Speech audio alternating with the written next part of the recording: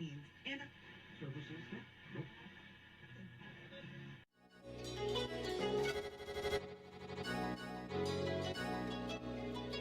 let's go. He wants to jump 1,000 cars.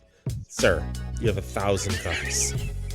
I don't think I'd attempt to try this stunt. Or we owe this horsepower to Uncle Sam. Too many cars. Car. Roses would be. Like I put my beer belly on it. If you can't immediately tell somebody how many cars you have. You'll really give those uppity yuppies something to think about. Stay on the bar. Don't go off the bar with your Bronco. 1980 Volvo horns, what's right? Yeah. I want to have a man's coolant.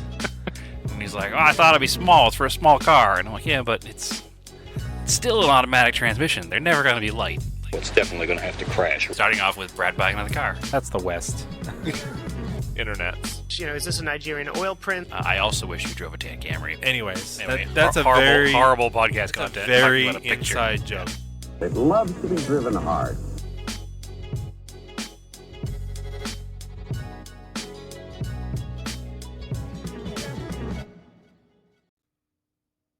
Hello, Brad. What's up?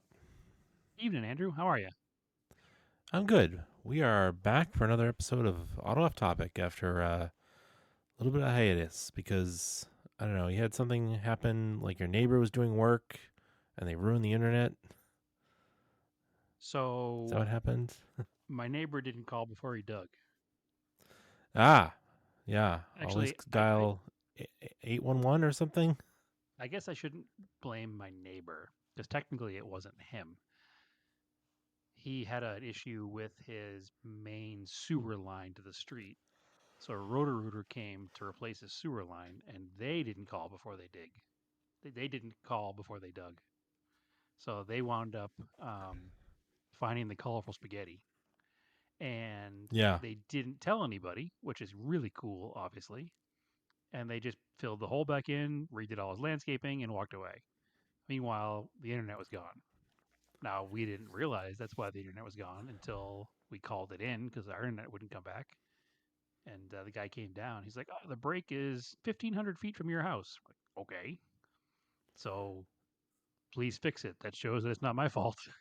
He's like, yeah, your main box is about 1,500 feet away, so I'll go over there. And he came back and he's like, nope, wasn't there. So I traced it, and it seems to be in front of that house down there in the corner. And I was like, oh. Yeah, Roto-Rooter was there.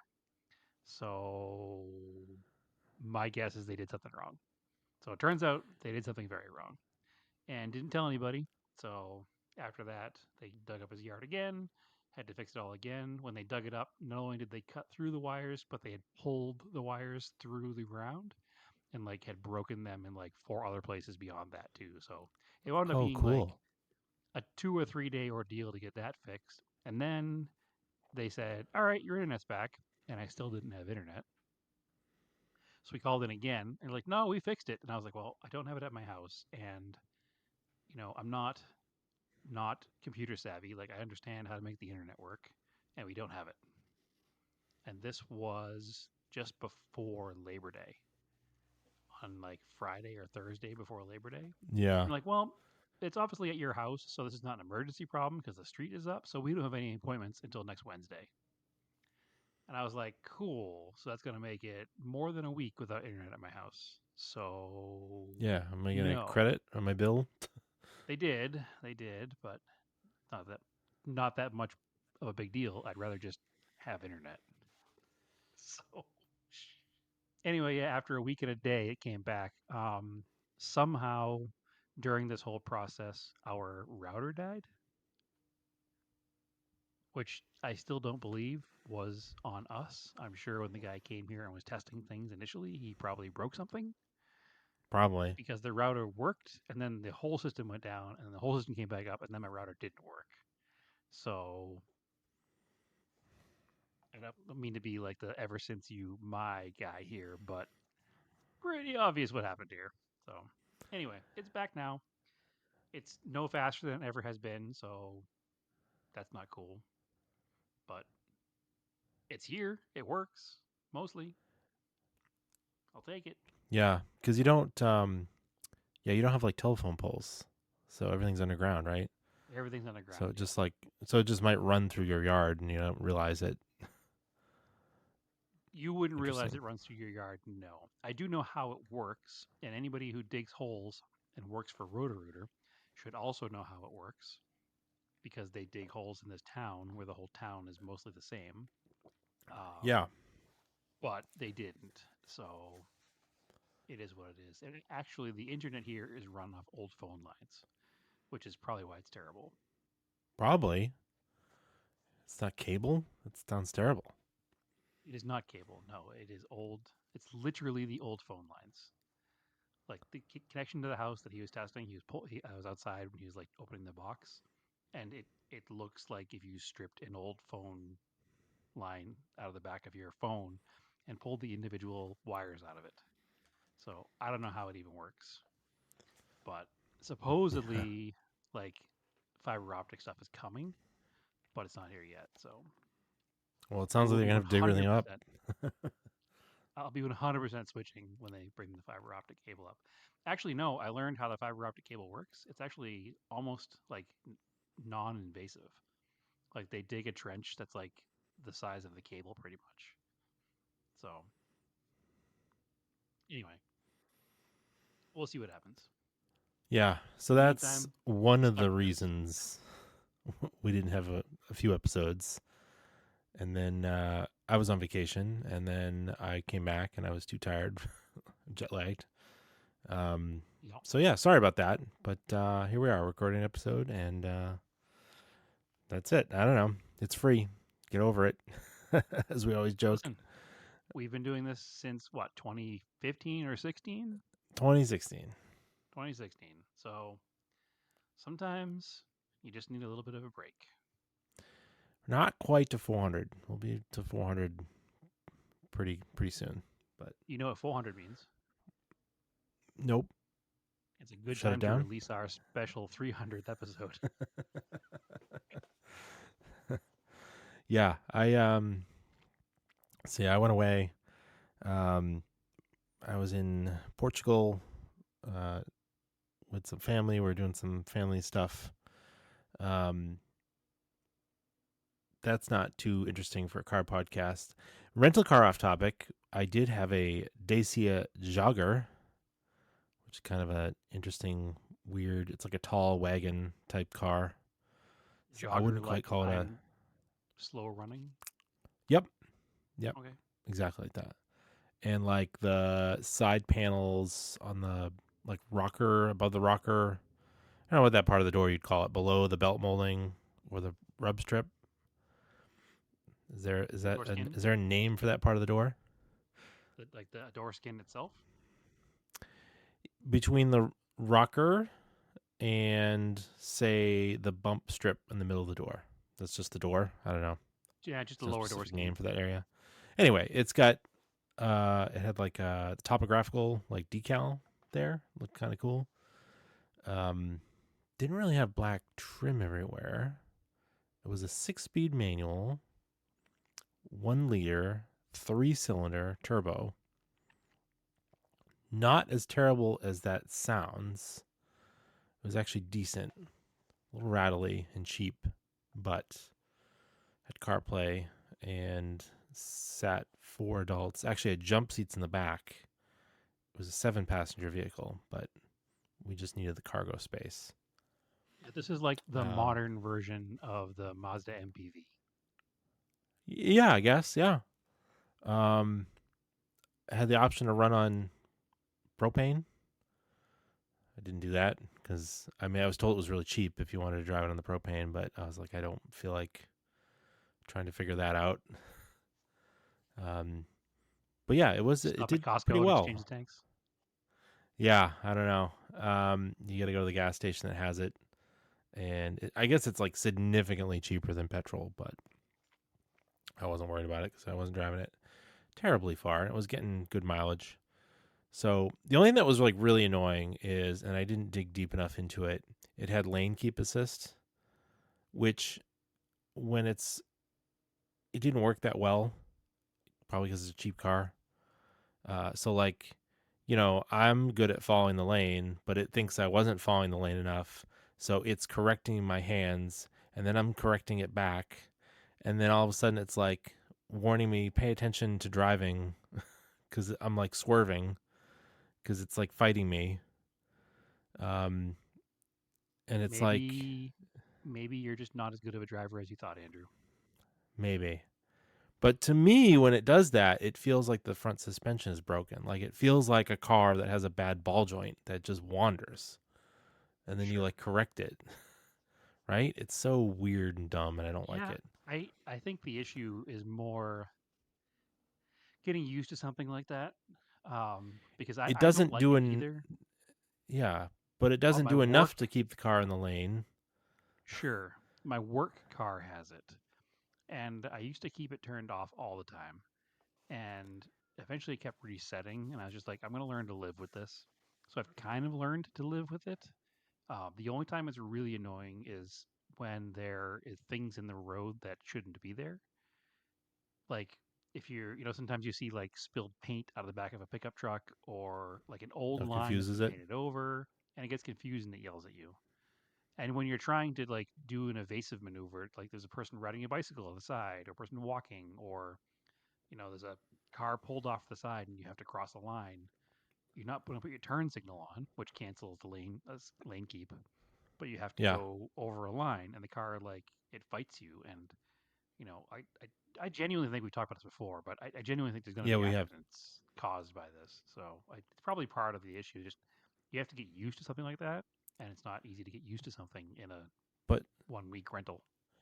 I know that you and I have driven broken cars, and it literally feels like you drive a car where you're steering it and you're holding the steering wheel, and then all of a sudden there's movement in the suspension, and you're like, well, that's a bad suspension arm or ball joint or something.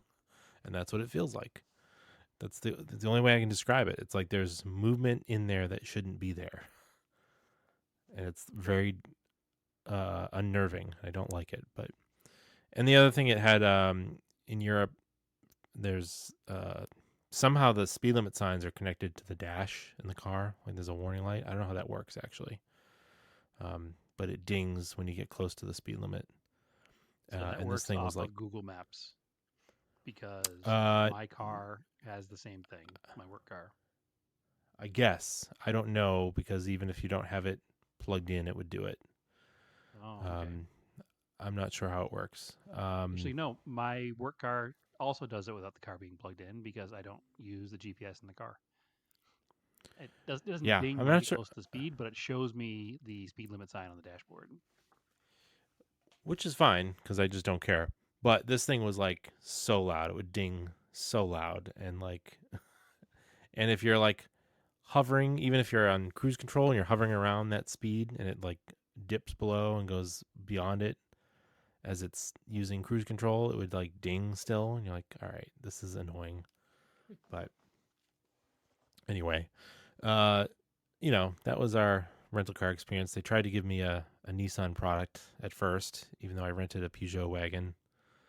I was like, no, I need something bigger because I have 4 adults and luggage.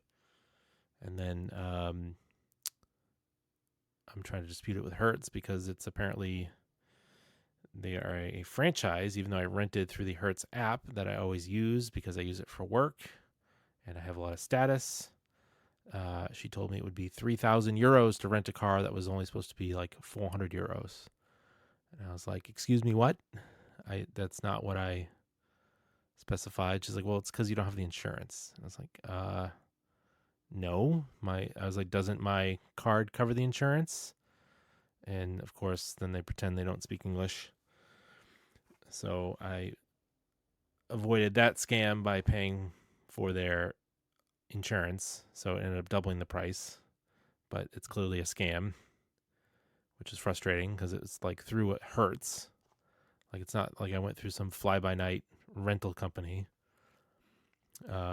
I also have more So bad yeah, news for you. what's that? So you say that you avoided renting a Nissan, but technically you did not because Dacia is owned by Renault, who is owned by Nissan. So Oh, you okay. still wound up in a Nissan. Well, it wasn't gonna be a Nissan crossover with a CVT. So Sure. with a cut down hatch in the back, which would not fit any luggage. Like if you've got 4 adults with roller bags, like they're just not going to fit in one of those vehicles. So, but anyway, yeah, they got a 1-star Google review and an angry email to Hertz, and I haven't heard back yet. So a little disappointed there. I think the next move is I'm calling my credit card company and canceling the charge. Wow. What an American move there over in Europe in your Romanian Nissan. Well, I mean, I've never had that issue renting ever through Hertz, even in other places in Europe where you rent via the app. That is the price you pay, or very close to Yeah, it. it sounds like a scam. So, yeah, that was annoying. Shame on me for not knowing more Portuguese, I guess, but I'll work on that. But anyway, I did do a fun car thing in there. Back in 2018, I'm sure I talked about it on the podcast. I went to, and Stephanie and I went to the museum di Carlamulo, which is a car museum. It's like the only one in that part of Europe. And it's up in this little mountain town of Carlamulo.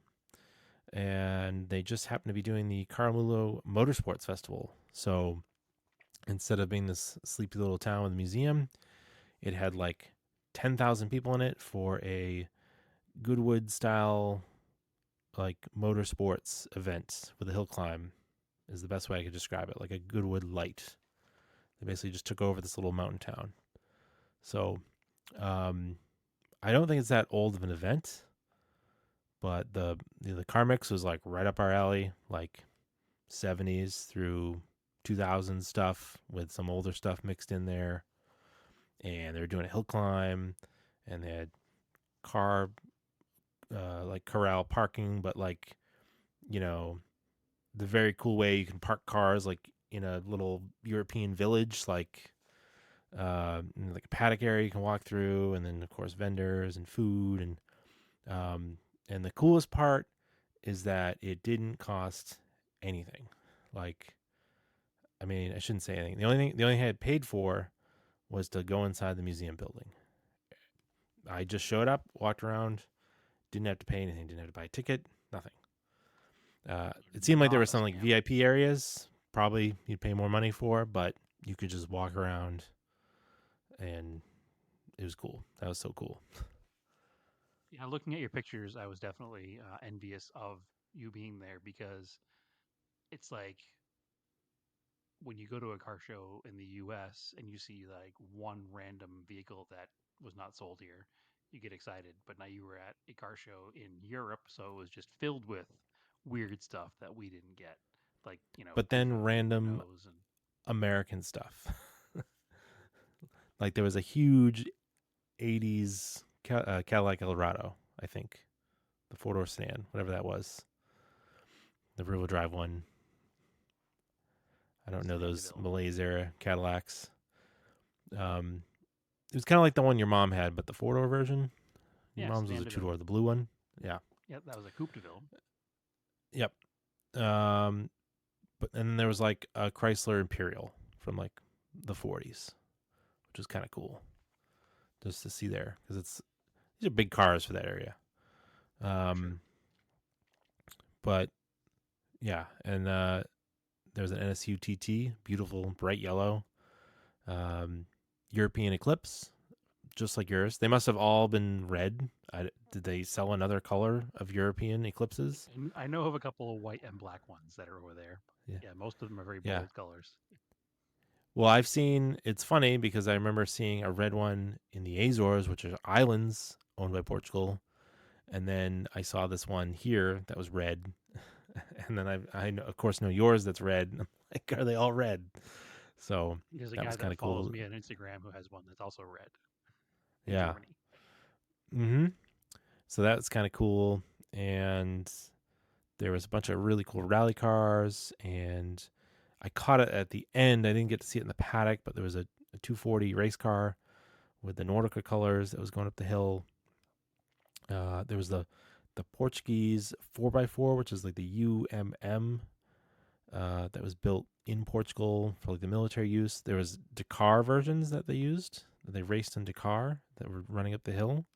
That was really cool. You know, it's typical Mark 1 escorts, Mark 2 escorts. It's just very, very cool stuff. And there's an air show going on at the same time. They planes flying over doing tricks. Like, very, very cool event. Kind of want to keep it a secret. I don't think a bunch of Americans are going to show up there next year if you talk about it on this podcast. No, So no. I think we'll be okay. But listen, if it blows up, I was there first. Just know. I was the original influencer. I was the tastemaker. Portuguese car show hipster.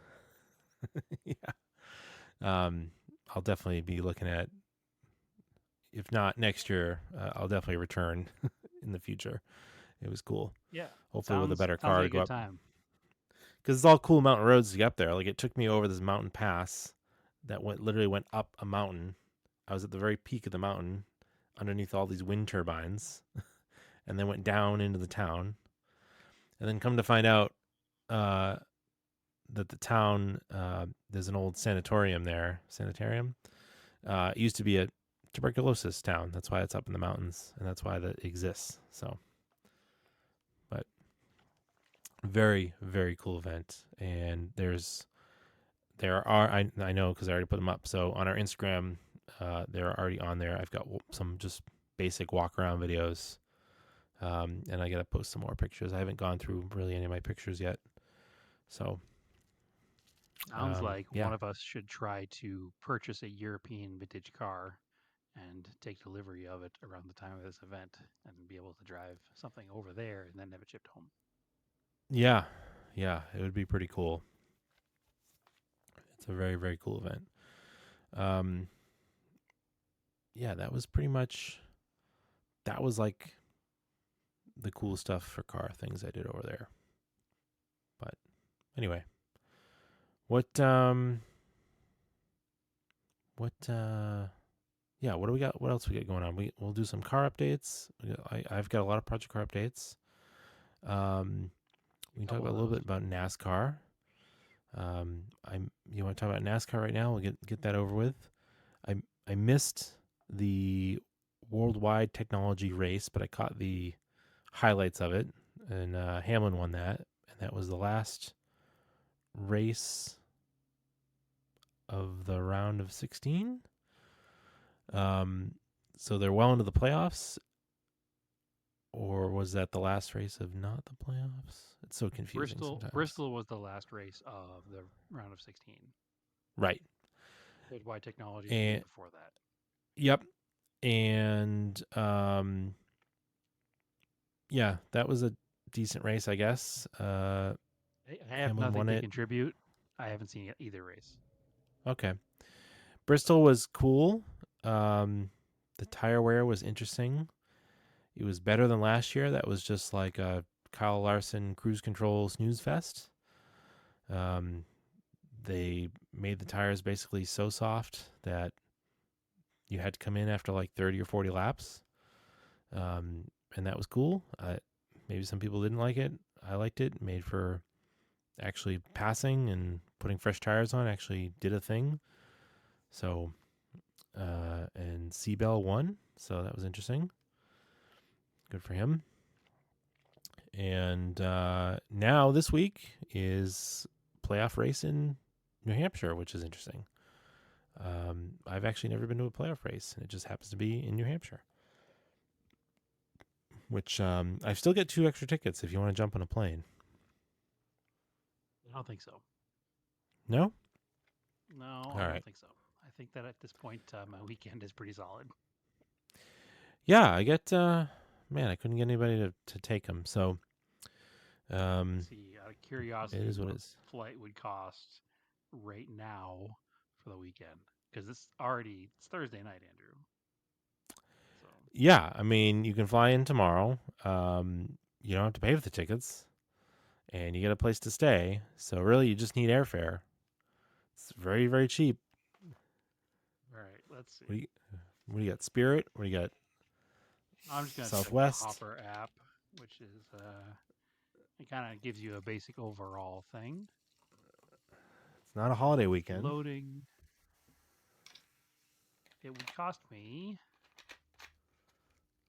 not including the time I had to take off from work, because I'm sure.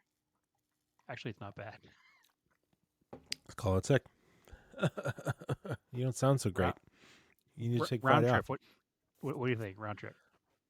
Is it $400? Not even. Really? Yeah, $325 on Spirit. No, that's not bad. It's not bad. I mean, that's Spirit with one stop and DTW, wherever that is. Dallas, Fort Worth, Dallas. I No, don't know. that's DFW. This is DTW. Oh, DTW. Maybe it's in Maryland or somewhere. That would kind of make sense. Go to Maryland, then fly up here. I don't know. Nope, it is Detroit Metropolitan Wayne County Airport. No. All right, that's not bad. You go to Detroit, then it's another hour to here. Nonetheless, it's not happening. I was hoping it was going to be like $15,000 so I could make it anyway, but turns out it's actually pretty reasonable. But Yeah. You're hoping it would either be $15,000 and it would be hilariously impossible, or it would be like $15 and you'd be like, well, now I have to do it. now I have to do it. Yeah. I mean, $300 is pretty reasonable for a day before. Like that was a Friday to Monday flight, and Yeah. Thursday night at my time 6 p.m. So that's pretty crazy. That is that cheap. So Yeah. nonetheless, not gonna happen. I have too much to do, Andrew. I need to get the engine out of the curl this weekend. I have not done that yet. So Okay. All right.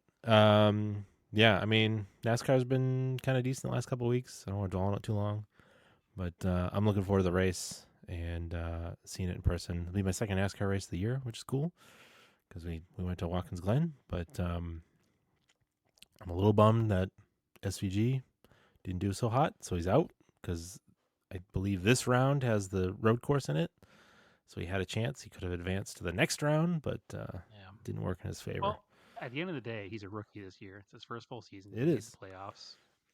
Pretty good stuff. I think at this point, it would be nice to see, I guess, just to get it over with, just see Hamlin win it finally. Just finish it, seal the deal for him. Maybe, but I'd like to see a 23-11 car win because of everything going on. Yeah. with the Yeah. lawsuit right now. It would be a good Yeah. little stick it to the man moment. The Toyotas seem really, really strong.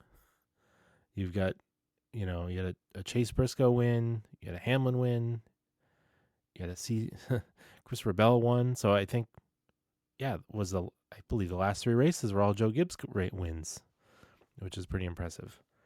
So I don't know. We'll see. We'll see who wins.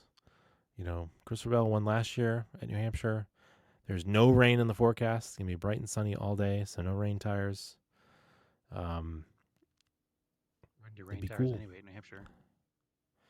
Yeah. I have no idea who might win, but we'll see. Project car updates. Let's get anything else.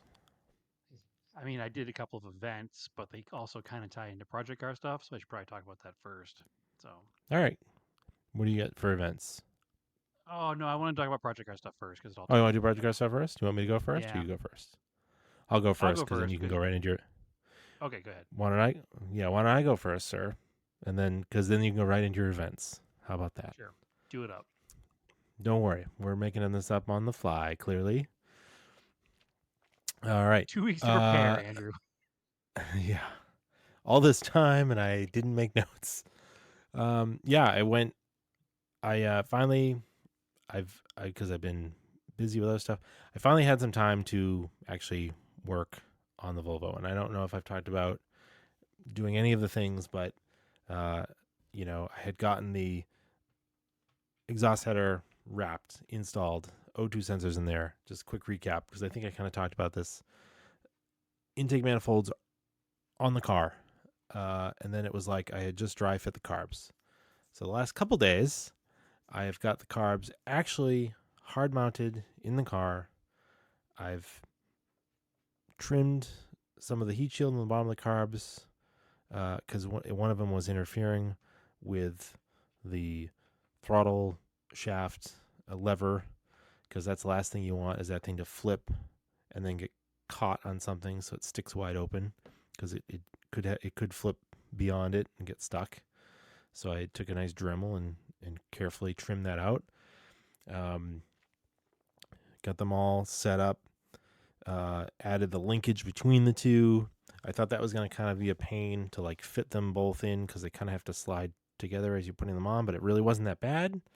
A bunch of stuff I had ordered before I went on vacation, like I ordered some brackets that mount to the carbs on their studs that allow you to mount like spherical joints, so you can run the throttle linkage shaft through them. And I ordered some components that came with a bunch of stuff to make that work. So I've got it all set up now with a working throttle linkage, and I actually bolted the underdash linkage from the gas pedal using my modified McMaster Racing brackets, and that worked out really well. And everything's hooked up right now. I did that this afternoon, and it seems to work. So you push the gas all the way to the floor, and you get wide open throttle. And it really didn't take as much fiddling as I thought. Maybe there'll be some more adjusting once the thing's running, but I was shocked at how well I just put it together in like a half hour. Like, I thought it was going to be really fiddly, and like I was going to have to like play with the angles of the arms. But it like turns out when you sit there obsessing over how this will work and thinking about it and trying to order the right parts, that sometimes that actually works out. A rare win. I like it. Especially when you're completely retrofitting something that does not belong there. Yeah, I mean, it's sort of there, but it's interesting because I couldn't just, the Webers are basically universal for any vintage engine, or any engine really. And then what's specific is the manifolds, and then these manifolds really didn't have any provisions for linkages. They kind of had one, but maybe if the stock rod was a little bit longer, maybe there's a different version that's a little bit longer, it would fit in that little loop thing that's on top of the intake manifold. But the one I had was not long enough, so that wasn't going to work. So I had to come up with this other universal sort of linkage kit that you can just buy. And luckily, that's the nice thing about these Webers, is that they are universal, but there's also a bunch of universal parts to make them fit and adapt to different engines. So you can kind of figure it out. And by connecting the two carbs together in the middle and then running one linkage, I'll only have to worry about adjusting one linkage. I don't have to adjust two, which is good. But, actually, I'm kind of surprised how well it worked and how easy it went together. So I was expecting it to fight me a little more. I also got air filters that fit. They were just like empty ones from a dune buggy parts company, but they just fit, again, DCOEs, so they look cool and vintage. I mounted the fuel pressure regulator to the firewall right in line, so you can just put the fuel line right to the carbs and put the T-fitting on them. So it's not that far off. I got to do like a lot of the coolant lines and oil pressure sender and tidy up some of the wiring and like put the radiator back in. So, will I have it done next week? Probably not, but maybe hopefully in the next 2 weeks I can start it.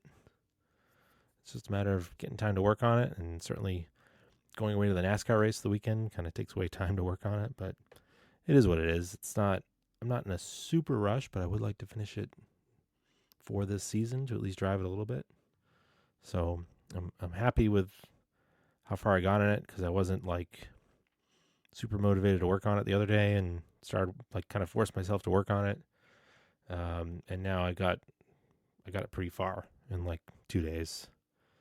I had some free time unexpectedly from work, so I was able to do some stuff to it. I assume that unexpected free time from work is not permanent. It's not permanent. It was just unexpected downtime for other things Sure. that we can't talk Unexpected about. downtime. Unexpected downtime from work is usually like, oh, but Yeah, slip on the no, radar, it's we'll just say. Yeah. yeah. There all, is all good. yeah, Sweet. but Well, make sure when you put those fuel lines on that if you use those clamps that are labeled as fuel injection clamps, to make yeah, sure the tail on the back side of it, you keep track of that as you're tightening it. yeah, it should kind of collapses like around itself.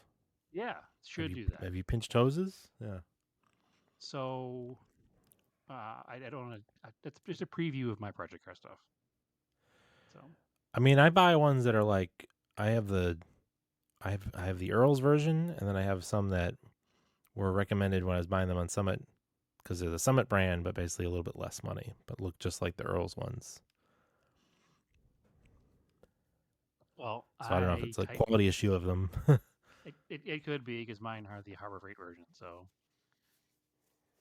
I'd never expected this to be an issue, but it was. So just a preview of my project car stuff. Well, yeah, that's pretty much all I've done. Everything else has just been backburnered. I haven't. Now I've got two cars that need inspection stickers: the G20 and the Montero. And I just got the email the other day from State of Mass. It was, hey, are you gonna do your inspection sticker? Don't forget, or else you gotta tell us it's off the road. So, because it's been like 2 months and I haven't driven it, and I just haven't taken the time to drive it over to the inspection station. And now I got to do the G20 too. But yeah, that's pretty much it. What do you got working on? So I drove. Oh, let's see. I haven't talked for a while here. So 2 weekends ago, maybe 3 weekends ago, a friend of mine and a friend of the show and former guest Josh has the other first gen Mighty Max Dodge Ram 50, and he had that aluminum 1980s cap on his truck, and he knew that I was looking for a similar cap, like a period correct cap for my truck. So he had decided he was going to go with like a custom ladder rack style setup to do a rooftop tent and whatnot on his. So he was like, "Hey, do you want to buy my cap?" Of which that's what I've been looking for. So absolutely, 100%. So we decided to go to the Adventure Machines event at 4 till 4, which was the last Saturday of the month. So we did that. Also happened to be Josh's birthday, so a few of us went and got breakfast and did a whole like thing. But we met there and exchanged the cap on the back of the truck in the parking lot of 4 till 4. So that was cool. But the whole time driving there, I smelled fuel. And I was like, this smells like more fuel than normal. And I looked under the truck and it wasn't leaking. I was like, okay, that's fine. And I kind of looked around and I didn't open the hood because it didn't feel like it was coming from under the hood. I thought it was maybe like some kind of a like a yeah, like a pressure line, like a Yeah, not pressure, you know the word I'm looking for, an evap line. yeah. So I was like, all right, I'll just go home. So Just a I drove the truck tiny bit home. of fuel smells so much. Exactly. And there was nothing was leaking. There was no like obvious spilling of fuel on the ground. And I couldn't smell it any stronger in the front or the rear, which is kind of like an odor of fuel around the truck. And when I was driving the truck and it was moving, I didn't smell it. It was only like when I backed into a parking spot, I was like, that was a big whiff of fuel. So anyway, I got home, parked the truck, didn't think anything of it. Love the new cap. Looks super cool on there. It's definitely like an 80s style aluminum cap with plexiglass windows in the side. And then the center windows are actually glass that pivot out with screens in them, so you can camp inside the thing and have like it's almost like a screen porch in the back of my truck, right? Super cool. And fast forward, I did go camping in it this past weekend, and it was awesome. But didn't think anything of it. Parked the truck. Last Wednesday, I was supposed to meet another friend to go to a metal show in Mesa, about 45 minutes away. Naomi was taking a bike ride with her friends, and the bike rack for her truck is on her truck.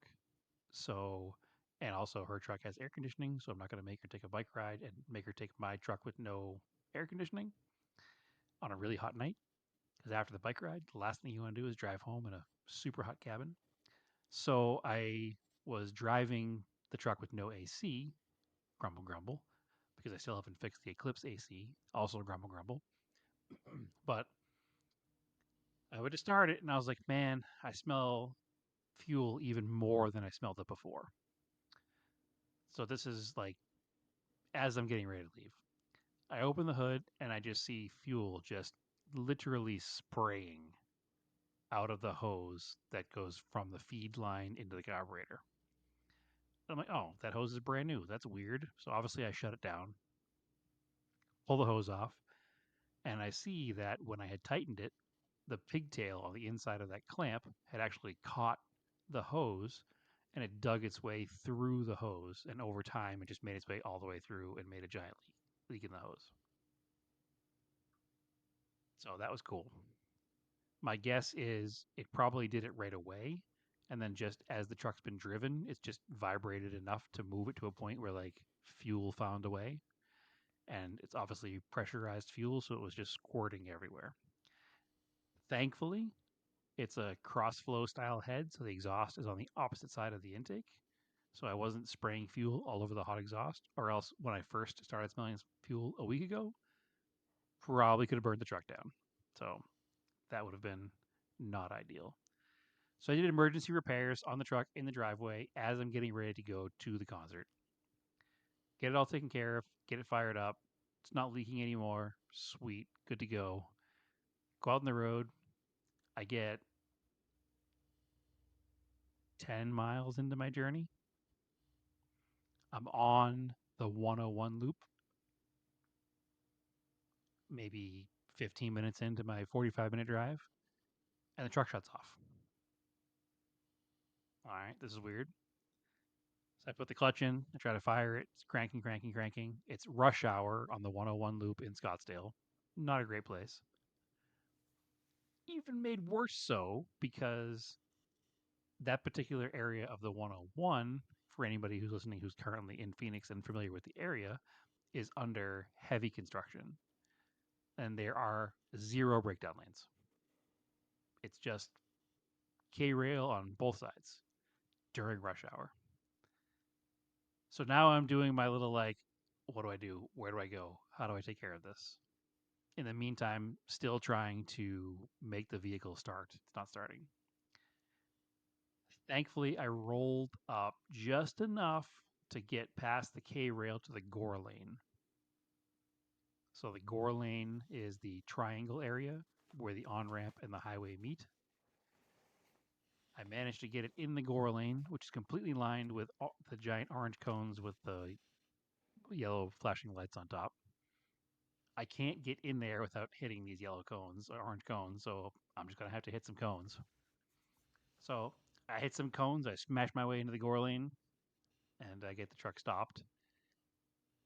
But the problem is that that particular on-ramp has a entrance that's like a quarter mile down the road before you get to that gore lane.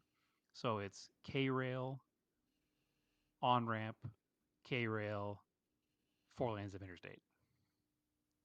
So I'm just in the middle with cars on both sides of me doing 75 miles an hour. So that's super fun and super safe, obviously. I can't hear anything, so I can't do any kind of diagnostics on the truck. I open the hood real quick and I say, you know what? I don't think I actually care. I'm going to get out of here and like dart across the highway and jump the K rail because I don't want to be around this situation. Because as much as I love this truck, I don't want to get squashed by a passing 18 wheeler or a Honda CRV or whatever. It's not worth my dying over. So I managed to run across the road and jump the K rail.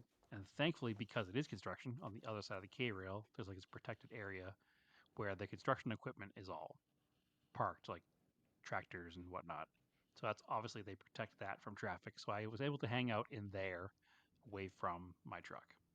So the truck's sitting there, middle of the highway, cars going by on both sides, hood's up. So hopefully people can see it. Hazards are on, but it's an 80s Mitsubishi product. Doesn't really have the brightest flashing hazards. So I'm just sitting there like fingers crossed that nobody hits my truck because that would really ruin my night. Meanwhile, I'm sending pictures to Ron, who is sitting at the restaurant I'm supposed to meet him at before the show. So called. Typical.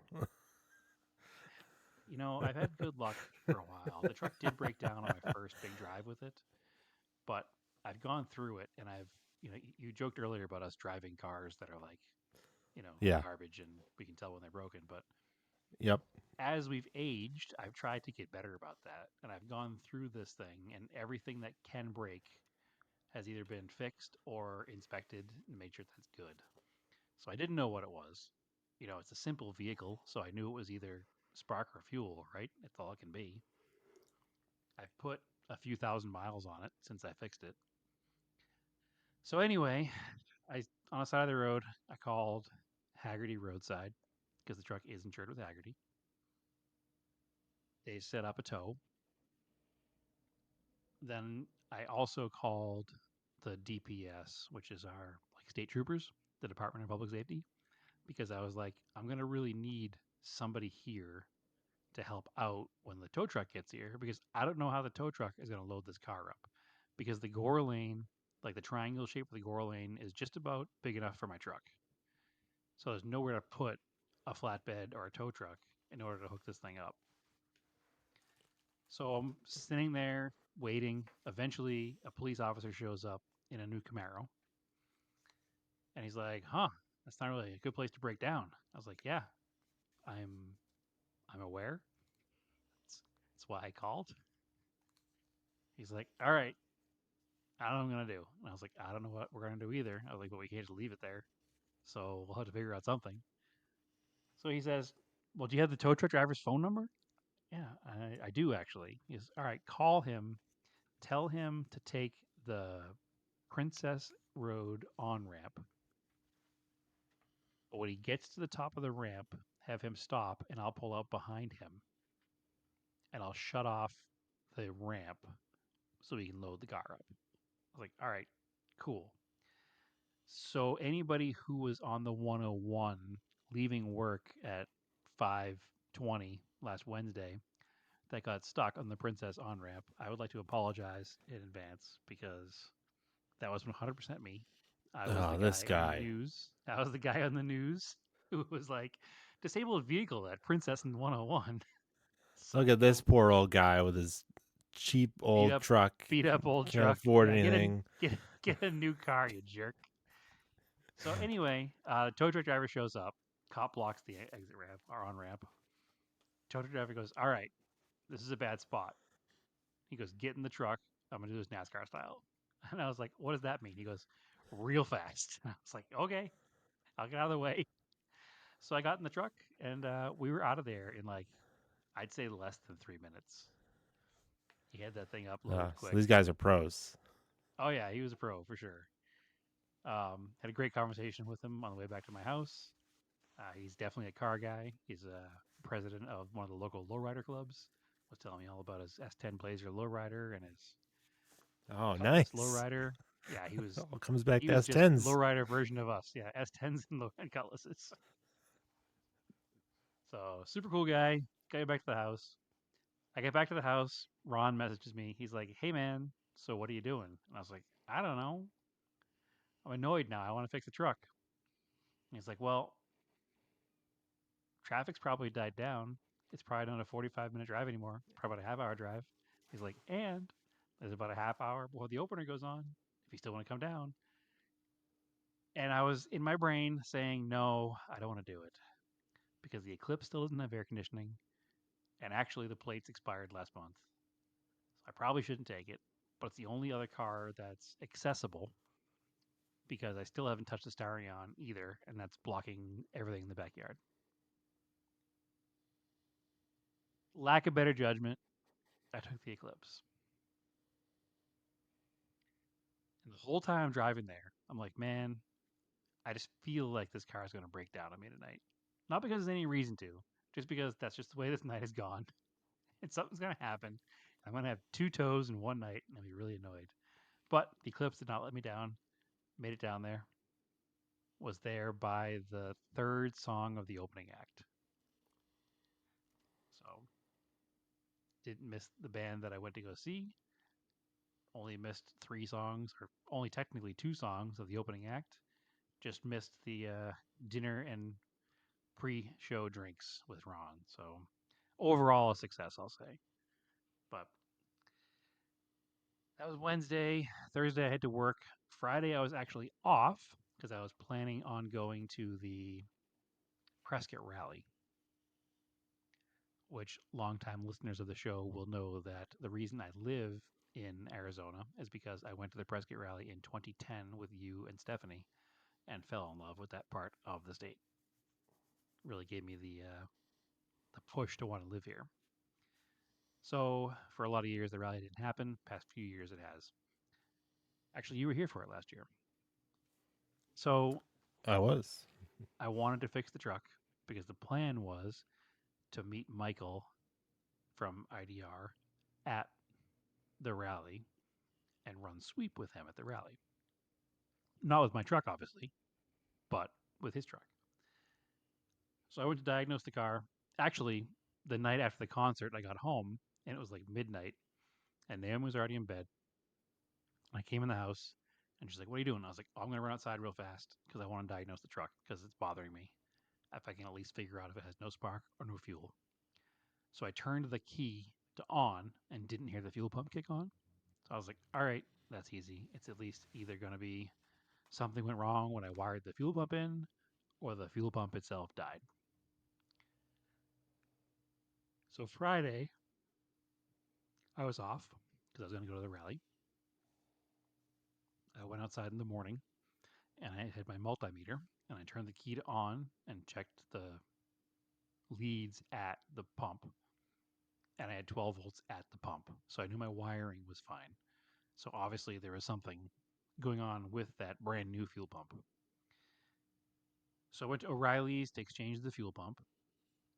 I've since learned that everybody says these fuel pumps are absolutely terrible and they don't last very long, which also makes sense because the one that I put in the 74 Colt in Salem was dead when I went back to Salem to try to get the car started again last time. So I'm anti Edelbrock red fuel pumps. Do not buy those. I have since been given a bunch of different suggestions from other people for other inline fuel pumps that not only are more reliable but cost way less. So if you need an inline fuel pump, low pressure, I think they're 2 to 4 psi. Shoot me a message and I'll give you a link for the good ones because I've been given a couple that are proven good now. So no more $75 Edelbrock fuel pumps. In fact, the good one is like $20. So put the fuel pump in. Of course, I need to rewire things because where the lead was that comes on the pump was now where the connection had to be was like halfway into the cab of the truck. So there wasn't quite enough wire. So I had to extend the wiring and change a bunch of stuff, but got it all together, had the whole thing running, drove around the block as proof of concept. Said, all right, now I'm going to head to Prescott for the Prescott rally. And loaded the truck up with all the camping gear and headed up north and made it to Prescott without a hiccup. And that's not an easy trek in an old vehicle because it's pretty much all uphill up to 17. So it's one of those grades where the 18 wheelers are doing like 35. So it made it there. No complaints. Everything worked well. Did my first camping trip in the back of the truck. Had the air mattress in the bed, had the screened windows opened up. Perfect way to camp in the back of a pickup truck. Huge fan. Works out very well. It's actually even more comfortable than a tent because you're on flat ground. I'll probably make some more modifications to make it even more comfortable and make it more amenities in the back of the truck when camping. But I'm definitely into that camper cap because it works out super well for exactly as I wanted it to. So, project car success right there. Got a new cap. Didn't die on the freeway. Got towed home. Got the car fixed. And in the meantime, drove the Eclipse and it ran great. So, all pros. That's really it as far as project car updates go. Because other than that, I haven't done too much. Just been working and doing other things around the house. But events, I went to the Prescott Rally. Yeah. What did you do at the Prescott Rally? Because that sounded pretty cool. I ran sweep. So Physically I've ran never it? run. I ran sweep. Yes, I ran. Because everybody knows marathon runner here. Yeah. Yeah. No, I did not run sweep. I passengered sweep, but I've never been involved with doing sweep before. Mm-hmm. And this was probably the easiest event to do sweep at because we never had to tow anybody. Nice. So they have 4 sweep vehicles, and they have it set up so that you kind of do every other stage. Yes, because it would take too long Mostly, otherwise. yeah, because the distance between the stages too. There are a couple stages that there's like an hour to an hour and a half transit in between. So if you're still helping tow a car out of stage, you're not going to make it in time to the next stage. So there's 4 Yeah, stages of 3 rally, vehicles. like you don't think of the time until you like really sit and think about it. But if you've got, what do they have, 30, 40 cars probably? Maybe Oh 30 no, not cars? even close to that. I think Or there were 25 18. cars? Oh, wow. Yeah, a little regional event. Yep. But you got to figure, a big event like Nefra was, where you had like 60 cars one year. If you were giving them, maybe the first 5 cars are 2 minutes apart, but if the remainder of the cars are set a minute apart, that's an hour, right? Yeah, It's an absolutely. like so, and yeah, so it's like that balloons. Like you don't think about it, that the time just like expands and you lose it. So you got to do that thing where they'll have like multiple sweep teams. But anyway, go on. Sorry. Yeah, no, I've always wanted to run sweep, but in the New England region, the sweep mafia has it pretty much locked down that it's hard to become a new sweep person there, right? So, We know them now. oh yeah, I'm not anti them. They do a great job, and it's just they've been doing it for so long. There's no reason to add new sweep teams. So why would we? But in this particular event, I'm not sure if there's not regular sweep teams or what, but Michael had been invited to run sweep mostly because his vehicle is ridiculous and they wanted it to be like part of the promotion of the event, I think. So we ran it in I've probably talked about his truck before on this show, but we ran it in his 1989 LM002 Lamborghini, which is obviously a ridiculous vehicle. And it sticks out like a sore thumb and nobody knows what it is. And it's also not a V12 Lamborghini anymore. It's diesel swapped the whole nine. Like it's a pretty well built truck. And I learned a bunch about that truck this weekend that I didn't know. It was actually a SEMA truck that he built. Huh. So that's why it has certain things on it that it has, like the wheel choice and all the fog lights and everything that are on it were all because of the SEMA sponsors that helped, either donate the parts or whatever for the truck. It was in, I think, Nexon Tires booth in 2018, maybe, or 2019. But he built the whole truck basically for that SEMA event and has kept it obviously ever since. But sweep is cool because you're not running rally pace, but also there's nobody telling you you're Yeah. doing something wrong and you're driving aggressive. Like you don't want to just spend 5 miles an hour like you're off roading. So a vehicle with good suspension is important to have, and something that's reliable enough and powerful enough to go quickly along stage routes reliably is kind of important. So he was considered heavy sweep, and it's got remote reservoir, Fox shocks, and big tires, and I am still surprised or still like super stoked about the fact that I was able to, even as a passenger, run a rally stage at speed in an LM002. Like, if you ever told me that, yeah, Brad, one day you'll be out in an LM002 sideways through desert forest roads, I'd be like, no, it's probably not going to happen. But it did happen, and that was rad. Like, there aren't many people that can say they've ridden in an LM002, let alone on a dirt path, like full on, just absolute blasting through, and a couple of four-wheel drifts, and just what a cool time. What a cool truck. What a just a absolutely awesome weekend that I, for one, will never forget, because that's the stuff that, like, child Brad was like, yeah, LM002s are super cool. I'll never see one. Yeah, I got to ride in one on a rally stage. Super cool. Nice. Didn't get many pictures of the Yeah. rally because obviously when you're running sweep, you're behind the rally. But it is what it is. It was a good time. So I will forever thank Michael for that opportunity to ride in that truck, because man, what a cool thing. Like the coolest thing. So can't wait to do it again next year. It is funny. Just before that happened, he couldn't make it on time to be there for sweep on Friday. So he was like, "Hey, do you think you could run sweep?" And I was like, "With what?" And he's like, "With your truck. It's 4-wheel drive." And I was like, "No, absolutely not."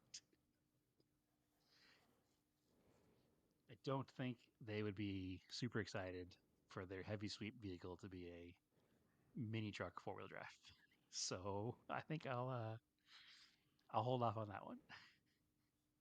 Also, just put a new fuel pump in it because the last one died. I'm not going to go beat it up on rally stages, but Yeah. it in the LM though, super cool. I can't even explain, Andrew, how cool it was. Like, it was just giddy the whole time. So Arizona rally people are cool. They're very similar to New England rally people. My guess is that rally people all over the country are the same. This was Pretty much. I think the first year, maybe the second year, they ran a special stage. There's not a lot of spectators. There's no official spectator stage on the Prescott Forest Rally. Much like in New England, there are people who go out on the roads before they're closed and stake out some spots, but there's no official spectator stage.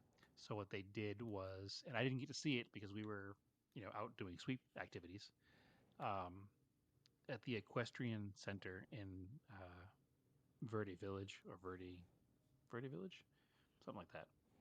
They have, it's where they actually host the rally cross up there. But the special stage was essentially a rally cross. And after the timed runs were over, they were doing, I'm not sure how it worked, but they were giving rides in rally cars on the special stage to people who went to watch. So that's a super cool, like, spectator involvement activity to try to get more interest in the sport. At the very least, into the rallycross side of the sport. So that was cool. They did run a rallycross on Sunday, the next day after the rally, but I did not stick around. Michael did stick around, and he actually rallycrossed the LM. So Nice. very neat. Yeah. And I guess the rule is the vehicle can't be taller than it is wide. Oh, that works out. Yep. It's pretty so wide. It's an LM, so it's ridiculously wide. Yeah. So it worked out just fine. But he had a good time. So there's one of the rally organizers up there has a Lancia Delta Integrale, and it was if you run the LM in the rallycross, I'll run the Delta Integrale. So I was like, oh, okay, we'll do this. So that convinced him to stay and run the rallycross in the LM. So it proved itself all weekend. It did wonderful. Truck ran great. Yep. No issues at all. The only issue was at one point on stage, it shut itself off. But I think it was just the vibration actually turned the key off. Oh, okay. So other than that, it was fine. It fired right back up again. So no issues. But yeah, super cool week, super cool weekend. And I got back in my truck, drove my truck back down the hill, no issues at all. So Well, you could have just rolled downhill.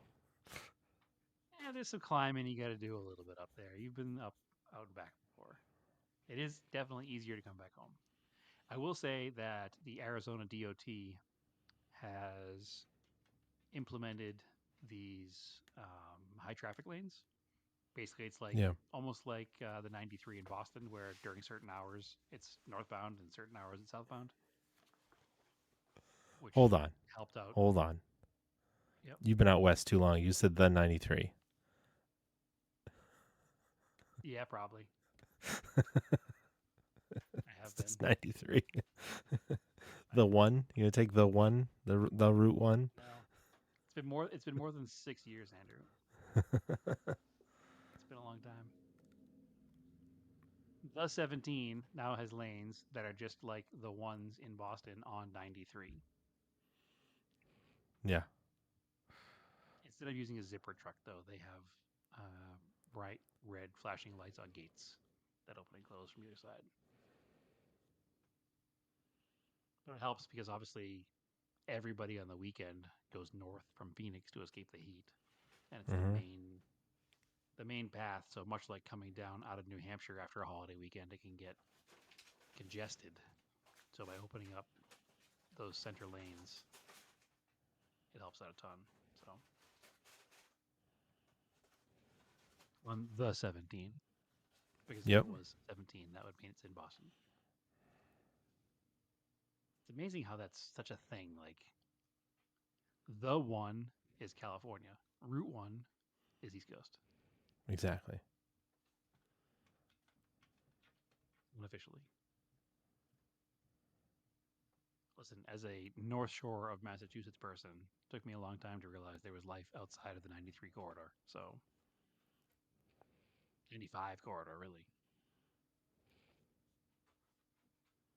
That's what I meant to say, not 93.